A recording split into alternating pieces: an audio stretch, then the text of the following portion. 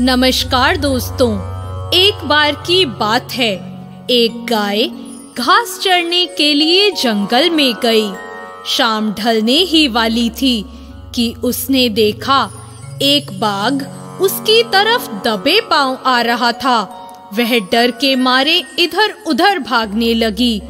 वह बाघ भी उसके पीछे दौड़ने लगा। दौड़ते हुए गाय को सामने एक तालाब दिखाई दिया। घबराई हुई गाय उस तालाब के अंदर घुस गई। वह बाघ भी उसका पीछा करते हुए तालाब के अंदर घुस गया।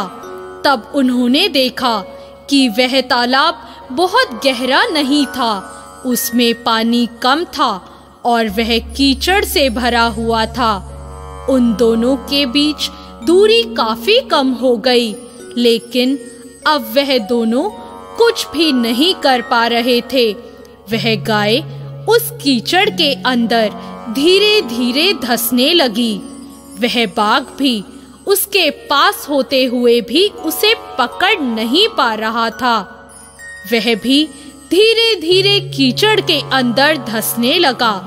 दोनों ही करीब करीब गले तक उस कीचड़ के अंदर फंस गए।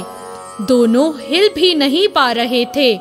गाय के करीब होने के बावजूद भी वह बाघ उसे नहीं पकड़ पा रहा था। थोड़ी देर बाद गाय ने उस बाघ से पूछा, क्या तुम्हारा कोई गुरु या कोई मालिक है?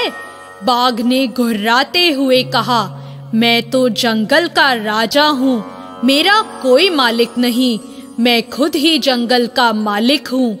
गाय ने कहा, लेकिन तुम्हारी उस शक्ति का यहाँ पर क्या उपयोग है? उस बाघ ने कहा, तुम भी तो फंस गई हो और मरने के करीब हो। तुम्हारी भी तो हालत मेरे ही जैसी है।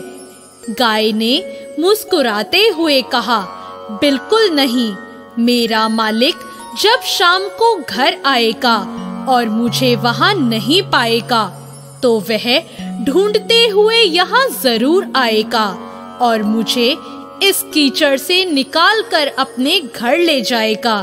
लेकिन तुम्हें कौन ले जाएगा? थोड़ी ही देर में सच ही में एक आदमी वहां पर आया और गाय को कीचड़ से निकालकर अपने घर ले गया। जाते समय गाय और उसका मालिक दोनों एक दूसरे की तरफ